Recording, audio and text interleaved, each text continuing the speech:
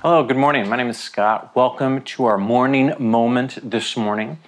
Have you ever been just kind of going through your daily life and then something just hit you, plopped you on the head, whether it was literally or metaphorically? That's kind of what happened to me, where I was just processing through a little bit of the weekend and this woman at the well that Jesus encounters. We talked about it in our junior high a little bit, and I was just processing through that, not even consciously, but just kind of was in the background. And then I noticed something that I've never seen before. Maybe you've had that when you've been reading the scripture, where something just stands out.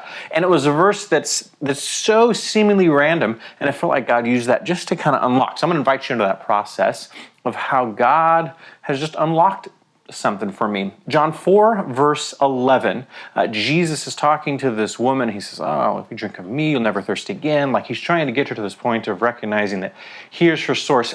And then she says something very interesting. Again, something I never quite paid attention to, which was, she says, "Sir, you have nothing to draw with, and the well is deep.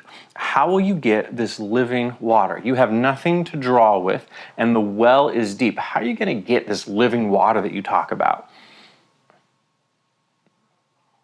When I process through, "You have nothing to draw with, and the well is deep,"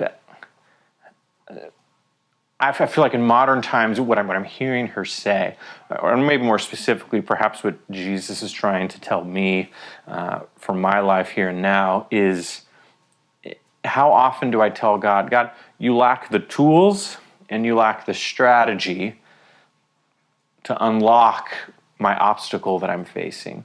Now that sounds kind of ridiculous, because of course we know that God can help us and take care of us, and we trust that. But how often do we live like that? Even my own self, do I operate in a way, or I even subconsciously, subvertly tell Jesus, you can't go to the well. Like, you don't have the right tools. Like, God, you don't have the right strategy. And it might be, and I'm talking again for me here, that my own plans, my own strategies, I'm so direct and so driven that is God trying to tell me, don't limit what I can do in your life.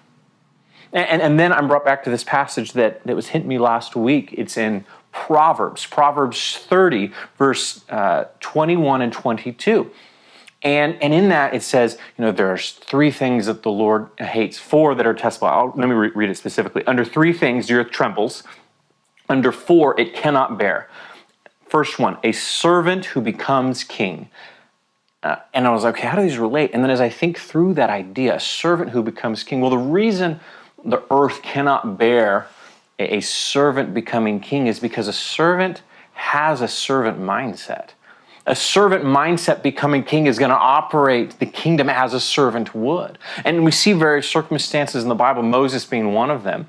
Moses grew up as the prince of Egypt. And so when he went to lead the people of Israel, he didn't lead as a slave.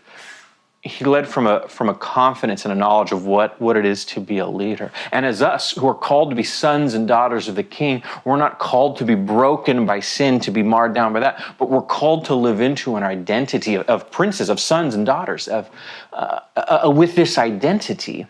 And so when I combine these 2 ideas together, I think, okay, well, how often do we subvertly tell God, you don't have the skills or the resources, you don't have the tool, or specifically, or the strategy to help me in my situation, so I just got to figure it out myself, or I'm not going to invite you into this process, or I'm not even going to think to bring it up because it's just not part of my life operating principle. So when we have that, and we combine it with this idea of, are we slaves trying to rule a kingdom when God has called us to be sons and daughters of the King, princes and princesses?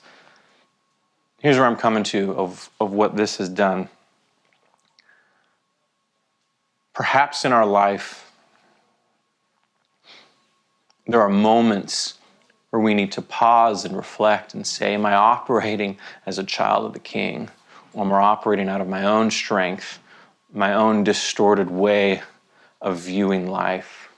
And whether you've been serving Jesus for never, a week, or 100 years, I think there's a constant process that we can look at to be further awakened into who Jesus is Because the core of us operating in our dysfunction is not recognizing who Jesus is. Because when we recognize who Jesus is, that establishes us and our identity and who we are supposed to be. This woman didn't recognize Jesus. How often do I not recognize the power of Jesus in my own circumstances, my obstacles, my frustrations, my shortcomings? My logic brain, to finish up, brings me to, okay, what can I do about that? And Jesus gives the woman the do. He says, you got to worship. Time is coming, is now come, when the true worshipers will worship the Father in spirit and in truth. It's this process of worship, of submitting, of coming under Him. It is in worship that we become more aware of who Jesus is. And I think it's beautiful because it's so complicated and yet so simple. As we go through our lives, Jesus is calling us into a further awareness of who He is. No matter where we're at in the spiritual journey, there's another step we can take that will unlock a beauty that is incomprehensible in the best of ways. And the pathway to get there is to come in second place in your life, to make Jesus first, to worship. And I think what Jesus invited me into is to say, Scott, let's deepen our worship. And so I'd like you to consider, what does worship look like for you in your daily routines, in your mornings, in your evenings? Perhaps it's time for you to walk in a further awareness of who Jesus is and what that means for you. Thanks for joining me as I process through this morning. Hope you have a great day.